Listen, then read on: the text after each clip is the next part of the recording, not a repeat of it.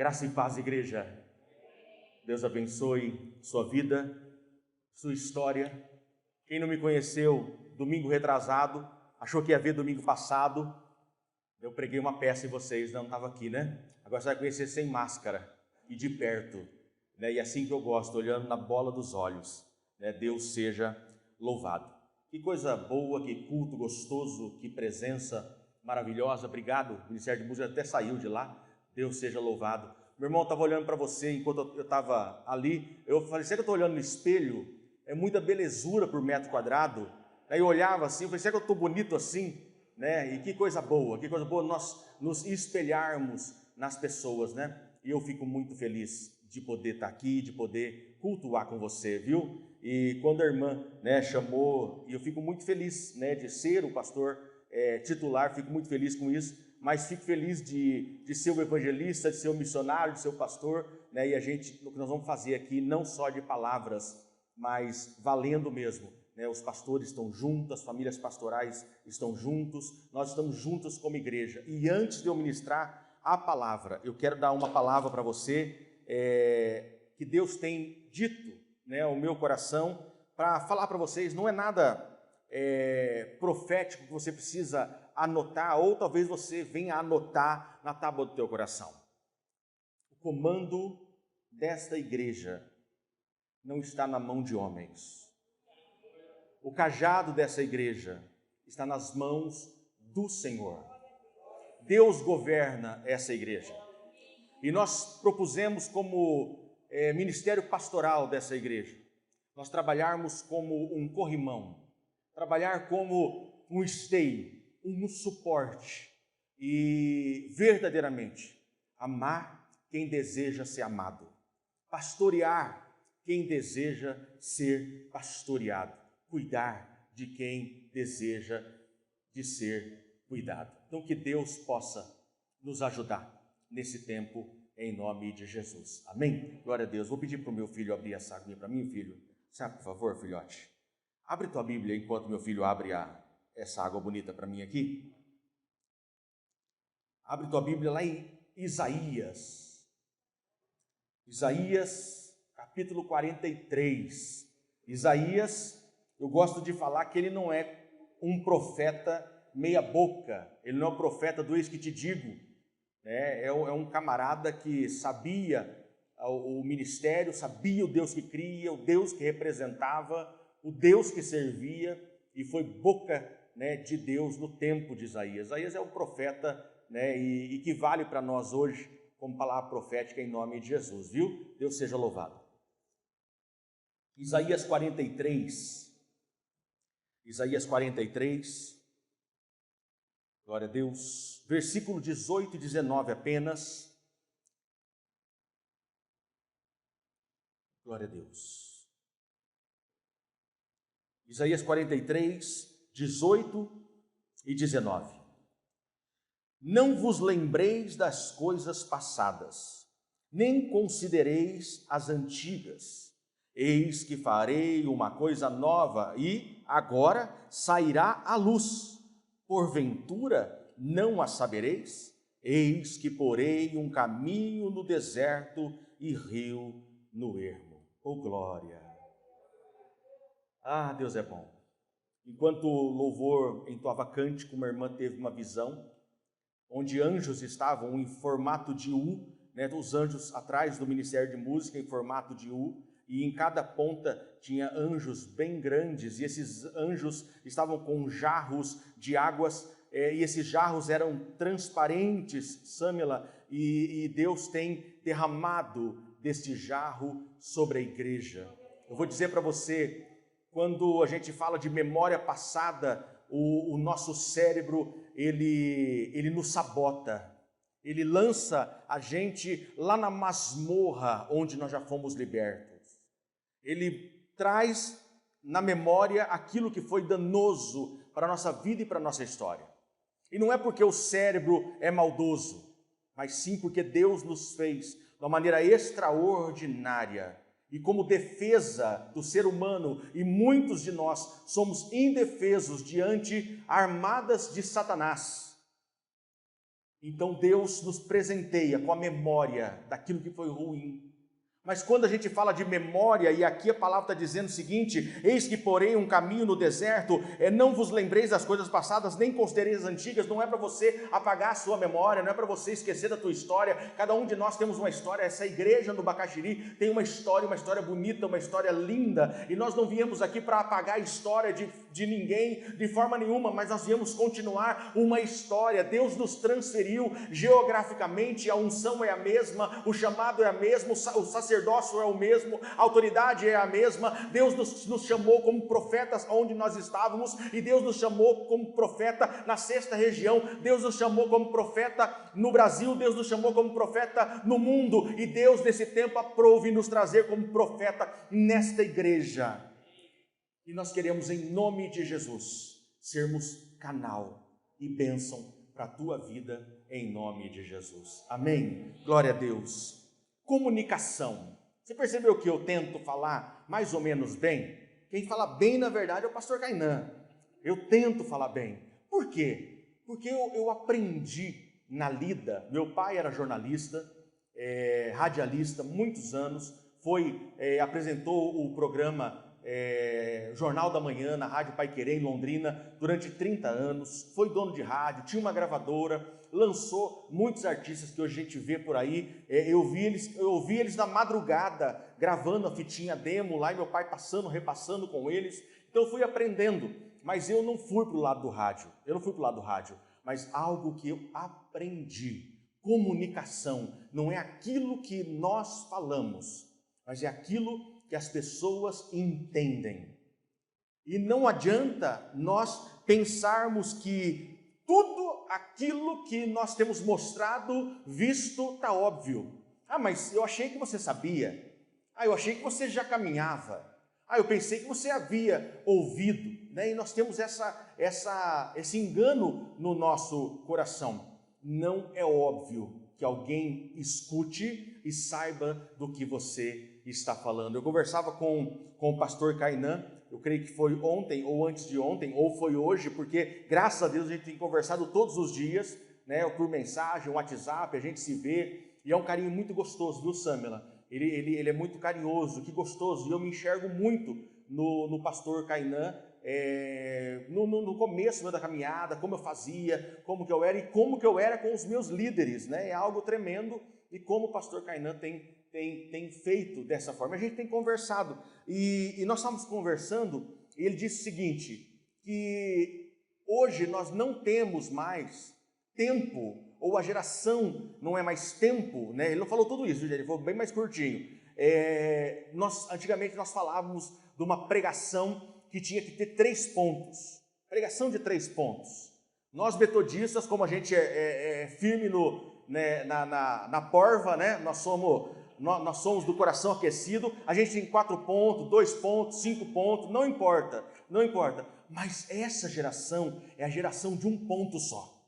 É uma geração que não consegue mais, Quem aqui é da década de 70, década de 80, até da década de 90, talvez até de 2000, possa se lembrar disso, de nós ouvirmos uma canção, seja ela num disco, você colocar agulha no disco, seja ela num CD, seja ela num Walkman, misericórdia, Aí eu fui longe demais, E hoje num pendrive, mas nós gastávamos tempo. Gente, nós ouvíamos o disco inteiro.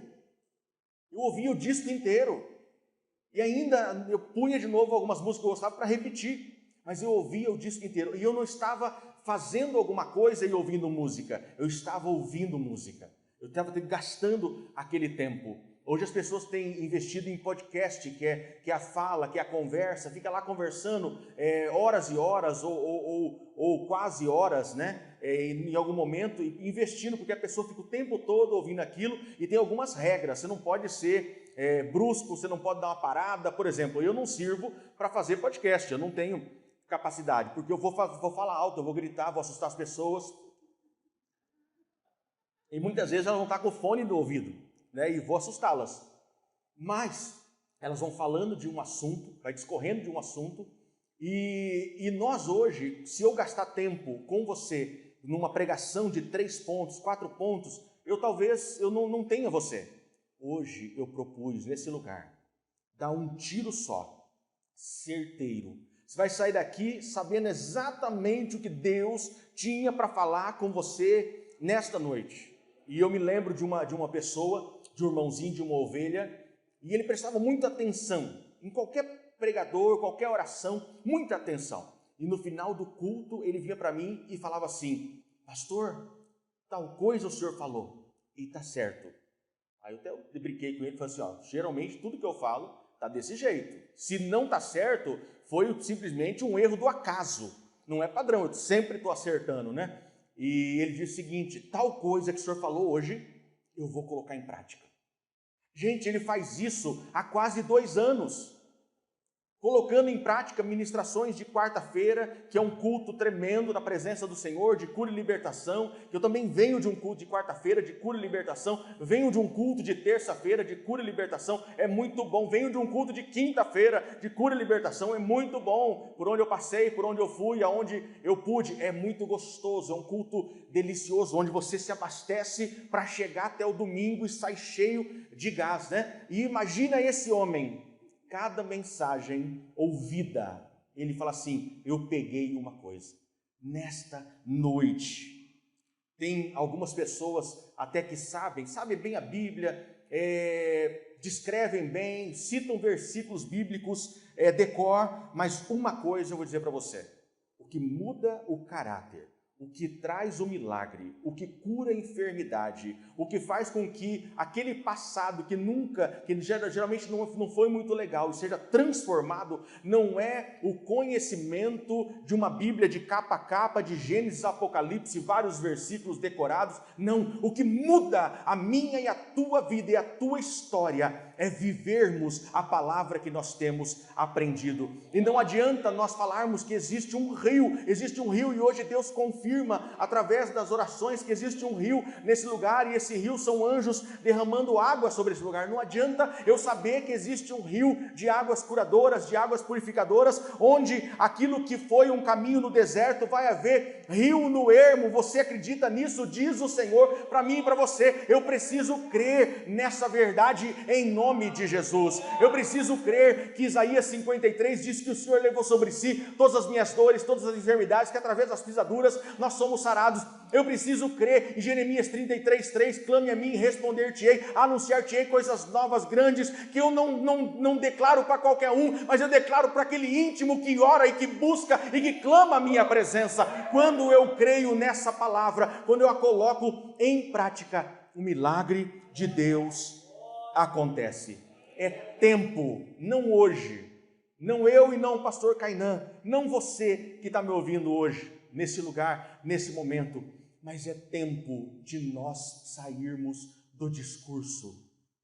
É tempo de nós sairmos do discurso. As pessoas não querem mais ouvir simplesmente o discurso, elas querem ler em nós. E talvez eu e você, para o nosso cônjuge, para o nosso filho, para o nosso vizinho, para um atendente de supermercado, para alguém que vai fazer um serviço na tua casa, um parceiro, um vizinho, seja qual for, talvez eu e você sejamos a única Bíblia que vai ser folheada.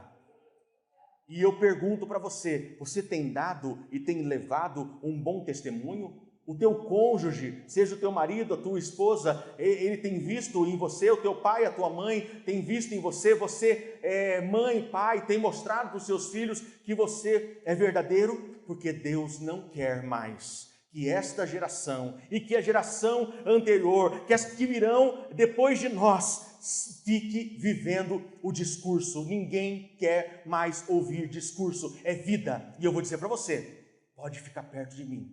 Pode ficar perto, porque você vai ver vida, porque o meu discurso, ele é plausível com aquilo que eu tenho vivido. Quando eu digo que amo, eu amo, quando eu digo estou junto, mas você vai saber que nós, como corpo pastoral dessa igreja, tiver que chamar atenção, vamos chamar, tiver que chamar no tento, vamos chamar, tiver que elogiar, vamos elogiar, e as coisas vão acontecer, mas isso é de verdade. Não vai ter versículos bíblicos decorados e simplesmente para que as pessoas ouçam alguma coisa. Não, é vida. E as pessoas vão querer vir de outros lugares. Você não precisa se preocupar. Você precisa se preocupar. Hoje aqui, quarta-feira, você que está aqui, você é a pessoa mais importante. Você é realmente a pessoa que Deus queria que você estivesse aqui. Porque se Deus quisesse que a igreja inteira estivesse aqui, se Deus quisesse que o Bacaxiri inteiro estivesse aqui, se Deus quisesse que Curitiba inteiro estivesse aqui, Deus o faria, porque Ele é Deus, Ele é o Todo-Poderoso. Então, valorize você, eu valorizo você. Esses bancos que estão vagos, não é muita gente que vem na quarta-feira, não são muitos adeptos, poucas pessoas querem isso. As pessoas suficientes que querem estão aqui e outras vão se achegar, porque vão dizer, existe um pasto verdejante, existe água tranquila, existe algo que tem mudado o rumo da prosa nesse lugar. E mudado o rumo e feito com que o testemunho seja vivo em nome de Jesus. É tempo de sairmos do discurso e irmos para a prática. O Evangelho é boa nova. O tema nosso do biênio passado era discípulos e discípulas do Senhor, no caminho do Senhor, testificam, como que é? Comissão. Anunciam as boas novas do reino. Meu Deus do céu, já deu de jornal de ontem. Já deu de profecia, gente, Deus vai usar você poderosamente. Cadê aquela frase, cadê aquela oração, cadê aquela canção, cadê aquele levantar de mão, cadê aquela profecia, cadê aquela frase de efeito? É com você que Deus vai falar. Mas nós pegamos pessoas que foram, que não estão, que estão em outro lugar, que falaram algumas coisas, ouvimos, hoje nós estamos vivendo uma época onde as pessoas estão ouvindo muito pregadores midiáticos. Eu quero ver esses pregadores no sangue dos olhos, eu quero ver como é no fight, como é no tete a tete, como é no play, porque simplesmente falar num estúdio, numa gravação, para uma câmera é muito fácil, e existem pessoas que ouvem a voz do seu pastor, ouvem a pregação da igreja e diz assim, pastor, o senhor pregou tal coisa, e que coisa, fulano de tal pregou isso aqui e testificou com aquilo que o senhor falou. Não, eu sou teu pastor, o pastor Cainã, teu pastor, é daqui que vai sair o fluir, é daqui que a coisa vai acontecer. Posso ouvir pregação? Pode ouvir estudo? Pode ouvir coisas novas, pode ler livros, pode fazer tudo isso, mas não permita-se colocar uma coleira no seu pescoço. Você tem uma igreja, você tem um pastor, e as pessoas vão perceber essa unidade e vão vir, e vai haver libertação. Nós estamos falando de libertação sem falar de libertação, porque a palavra de Deus, ela liberta. E onde um povo sai do discurso e vem para a vivência, ali as coisas acontecem. O Evangelho é boa nova, ou seja, aqueles que eram escravos não são mais, pois Cristo os fez filhos. Aqueles que eram cativos pelo pecado, em Cristo agora são libertos. Aqueles que eram cativos pelas doenças, em Cristo podem experimentar a cura. Quando eu aceito, não na oração que nós fazemos, muitas vezes a igreja repetir, eu aceito Jesus Cristo como Senhor e Salvador da minha vida, tal. Essa oração ela é fundamental, ela é muito boa, é a declaração do crente, tem que fazer mesmo, toda língua vai professar, todo joelho vai dobrar, dizendo que Jesus é o Senhor. Mas quando eu digo que Jesus é o meu Salvador e é o meu Senhor, Ele é o meu Senhor quando eu obedeço, Ele é o meu Senhor quando eu cumpro, Ele é o meu Senhor. Gente, não adianta barganha, não adianta balela, não adianta tralalá, não adianta falar simplesmente como um papagaio que repete aquilo que vai aprendendo, não adianta. Porque Deus não sou eu, e Deus não é o corpo pastoral dessa igreja, Deus não é você, Deus, Ele é Deus Todo-Poderoso. E quando você declara que vai haver cura, eu quero dizer para você, que esse Deus que você declarou, que é Senhor da tua vida, Ele vai trazer a cura.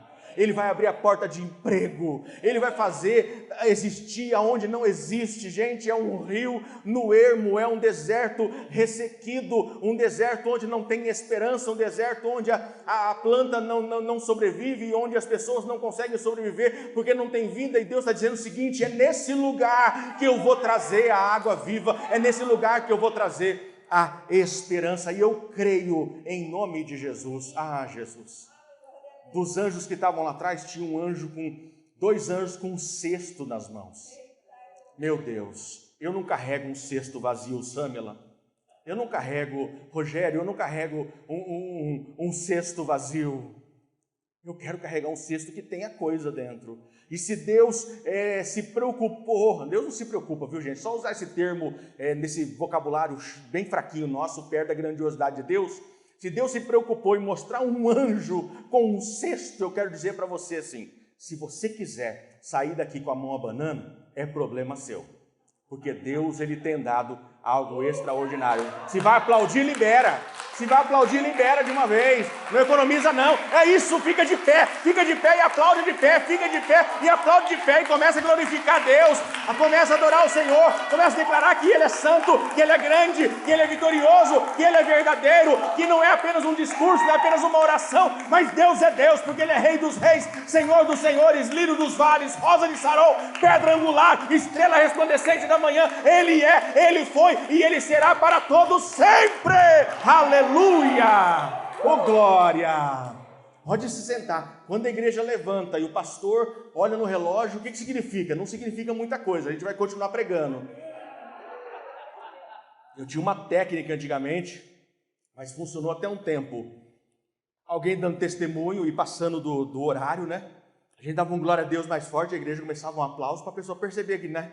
Aí ela falava assim, muito obrigado. Aí ela continuava falando do mesmo jeito. Falei, não funcionou mais. Deus é maravilhoso. Deus é maravilhoso. A grande verdade é que nem sempre nós entendemos tudo. Quantas bobagens que eu já fiz, quantos tempos perdidos que eu já tive pensando estar na presença do Senhor. Quantas coisas eu fiz que eu coloquei peso ao invés de aliviar o peso. Quantas vezes eu usei uma palavra que parecia novela mexicana. Tinha que ter as cenas do próximo capítulo e uma olhadinha mexicana. Oh, Maria de Bairro. Aquela olhada, aquela parada, aquela olhada para a câmera. Quantas vezes eu ouvi pessoas vivendo um evangelho 50%. A cruz que nos representa, ela é completa. Quando a gente olha uma palavra dessa no Antigo Testamento, e nós como metodistas, nós cremos na Bíblia na integralidade, cremos em Gênesis até Apocalipse, que é Deus falando, mas nós cremos no Evangelho revelado pelo Senhor. E esse Evangelho gracioso, ele é completo. E quando ele é completo, eu já recebi a cura. Quando ele é completo, eu já tive a porta de emprego aberta. Quando ele é completo, eu tive a cura da enfermidade. Gente, falar em enfermidade, eu quero agradecer essa igreja. Agradecer essa igreja. Nós estivemos aqui domingo retrasado. Por isso o uso de máscara, ele é muito joia. A vacina, ela ameniza a gravidade do efeito do vírus na nossa vida. A vacina faz isso. Então, a primeira dose, a segunda dose, a dose de reforço, nós somos a favor das vacinas. E nós eu invisto, quando eu estou com bastante gente, eu invisto numa máscara, né, um pouquinho mais cara do que as outras. E para isso, e nós tivemos aqui, e é muito provável que a minha esposa já tivesse com o Covid aqui com a gente. Se eu estava assintomático, se o Lucas estava assintomático, se o João Gabriel estava assintomático. Nós não sabíamos, e nós não temos escrito na testa, a não ser que a pessoa tenha sintomas, esteja com febre, tenha alguma coisa, aí você tem. Caso contrário, não. E eu louvo a Deus que na segunda-feira ela começou com uma tossinha. Eu falei, deve ser reação da vacina, tomamos vacina sexta-feira. E aí insistiu essa tossinha. Eu falei, vamos ligar para o Disque Saúde, né? Eu falei, talvez nem funcione, né? Gente, funciona. Funciona, gente. Eu vou dizer para você, hein? Tudo funciona nessa cidade. E eu estou sendo muito bem acolhido, bem tratado. Por todo mundo. A impressão é que todo mundo é crente. Gente, pensa um povo que tem amado minha família. Todos os lugares, gente. Gente, foi supermercado, foi farmácia, foi hospital, foi postinho de saúde, foi escola, todos os lugares. Eu fui bem tratado. E aí vem o laudo. Minha esposa fez o teste na terça-feira. Falei, vamos fazer por fazer, tá tudo bem. Nós estamos aqui, show de bola, saudáveis, e Deus é bom, o diabo não presta, a gente é mais ou menos. E aí a mulher vai lá, faz o testezinho, já vem com a notícia, a senhora está positivada, tal. Amor, você tá, e agora? Já colocamos ela num canto, já isolamos ela, para não ficar, e nós achando que a gente era os fortões, né? Os homens não pegaram, né? Gente, não quis nem saber se peguei ou não. Fiquei na mesma quarentena, aproveitei a mesma vibe, e eu louvo a Deus, gente, louvo a Deus. Por quê? Foi sintomas leves, graças a Deus. A Patrícia, ontem ela poderia já tá bem, tá livre, mas ela falou assim, amor, eu quero ir além. Eu quero ficar hoje ainda do jeito que eu estou, porque eu não quero colocar ninguém. Ela está comendo, a gente faz o prato dela, leva para cima, ela não come com a gente. Hoje ela tomou café da tarde com a gente, foi tão estranho, a gente não colocou nem a xícara dela para tomar café com a gente. Né? E quando ela falou que resolveu que ia tomar o café, a gente teve que mudar todo mundo, porque ela queria tomar café com a gente. Mas ela comia e punha máscara, Gente, constrangimento, mas ao mesmo tempo vitoriosa. Então, louva a Deus pela tua vida. A gente tem vivido essa graciosidade. Então, eu digo para você, continua se cuidando, continua dessa forma, Deus vai te abençoar ricamente em nome de Jesus. E eu preciso entender que há mais de 2000 anos atrás, Jesus se entregou totalmente por mim e por você. Verdadeiramente já aconteceu. E nós não precisamos viver um martírio novamente. Eu tenho que crer que Deus já fez. Essa água está descendo do trono, então eu quero beber. Essa água é para lavar, então eu quero me lavar. Essa água é para curar, então eu quero ser curado em nome de Jesus. O mais importante, quando a pessoa valoriza aquilo que Deus fez e acredita que Deus fez. O mais importante quando isso acontece é a pessoa ter o entendimento de que ela está tendo, eu estou tendo uma segunda chance. Uma chance igual a essa, talvez eu não tenha mais. Quero estar em tua presença, nem que seja a última vez. Deus está nos dando uma oportunidade. Quanto vale uma segunda chance para aquele homem que está no leito de um hospital, entubado, pensando numa coisa tão pequena que ele não valorizou enquanto tinha, que era tomar café junto com o seu filho, que era falar uma frase inteira sem se cansar, que era poder ter momentos em família. Quantas pessoas reclamam daquilo que seria sonho de muita gente? Quantas pessoas não conseguiram até hoje entender que nós somos fruto de milagre e hoje nós não estamos num patamar acima porque somos fruto de milagre. Nós somos fruto da misericórdia do Senhor. Nós somos aqueles que mais dependem do Senhor. Quanto vale uma segunda chance para alguém que está desempregado? Quanto vale a segunda chance de alguém que passou por um câncer e foi curado? Quanto vale a segunda chance de alguém que passou por uma UTI, por um Covid, passou pela sombra da morte e hoje está curado? Quanto vale uma segunda chance? E nessa noite, Deus diz assim, esqueça o que se foi. Hoje eu conversava com um irmãozinho, atendendo uma pessoa, e eu peguei uma folha em branco, E falei assim, ó, todas as suas histórias são bonitas. Você está enxergando essa folha branca? Estou. Ela é você comigo.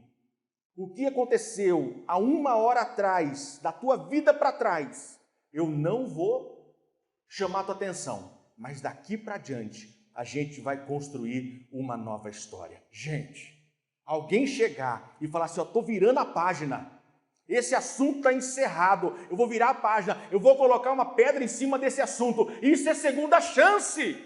E Deus não nos chama para ser históricos, para ser histéricos, histéricas, mas Deus nos chama para sermos resgatados da infinita misericórdia do Senhor. E a palavra de Deus diz, esqueçam o que se foi, não vivam no passado, não olhe para o retrovisor, não se canse olhando para o retrovisor. Eu contei uma história na reunião de clã, eu acho que foi na reunião de clã que contei da moto, um irmãozinho chegou para mim e estava sem carteira de habilitação.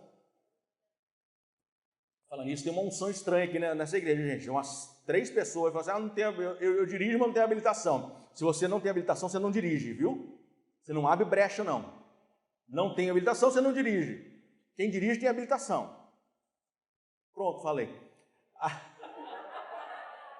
E o irmãozinho chegou para mim e estava com a carteira pendurada. Estava pendurado, não podia dirigir. Chegou em mim e falou assim, pastor, eu preciso levar uma moto no Mato Grosso. O senhor vai comigo? Falei, vamos embora, meu irmão, vamos embora.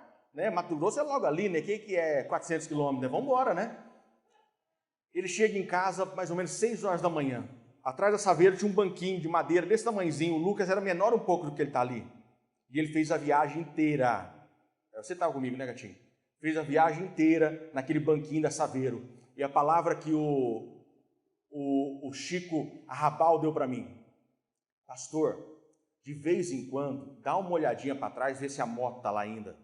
Gente, foi a pior frase que um homem podia dizer. Saí dirigindo às 6 da manhã, cheguei no destino 4 ou 5 da tarde, com dor nas costas, peso no ombro, um peso lascado. Eu não curti a viagem, sabe por quê? Eu fiz a viagem olhando para o retrovisor. E aí eu vi o para-choque, o paralama da moto balançando e o retrovisor balançando. Falei, meu Deus do céu, eu vou devagar. E aquela tensão. Quando chegamos no destino, ele foi tirar os cintos que prendiam a moto. Gente, tinha mais ou menos uns 8 cintos. Tinha uns 2 na roda da frente, tinha uns 2 no guidão, tinha uns 2 no tanque, uns 2 no banco traseiro, uns 2 na roda traseira. Aquilo estava grudado naquele carro. Só ia cair se o carro caísse junto. Na volta, ele prendeu a moto do mesmo jeito. Eu falei, não fale nada. Eu não quero nem saber. Eu só quero ouvir manchete de uma moto que caiu de um carro e o motorista não viu, porque eu não vou olhar para o retrovisor. Gente, isso cansa. Deus tem um para-brisa para mim e para você. Deus tem algo extraordinário para mim e para você. E tem essa segunda chance. Qual é a segunda chance que você pediu? Será que você está celebrando a segunda chance? Pois ela chegou. O anjo, quando ele chega até Daniel, que aí a gente fala hoje, né, que Daniel tinha o jejum de Daniel 21 dias. Daniel não tinha 21 dias de jejum. Daniel foi orar. Daniel foi jejuar, Daniel foi buscar a face do Senhor. Se Deus respondesse com 35, era jejum de Daniel 35 dias. Se Deus respondesse com 5 dias, era jejum de Daniel com 5 dias. Mas Deus respondeu no 21º dia e disse o seguinte, Daniel do céu, ainda bem, meu velho, que você está aqui de pé e continua ainda firme esperando a tua bênção. Porque pensa um perrengue que eu passei, né, com o rei da Pérsia e a luta travando no reino espiritual. Mas você estava de pé, esperando a bênção. Está aqui, Daniel, o que você orou. Está aqui, Daniel, o que você buscou. Quantos de nós perdemos a chance de um anjo com o cesto cheio voltar da mesma forma? Falar assim, Deus, Pai, eles não estavam esperando, já tinham desistido. Não desista, insista. Creia, Deus tem algo extraordinário para você. Quero chamar o Ministério de Música, eu quero orar por você e profetizar a vitória em nome de Jesus.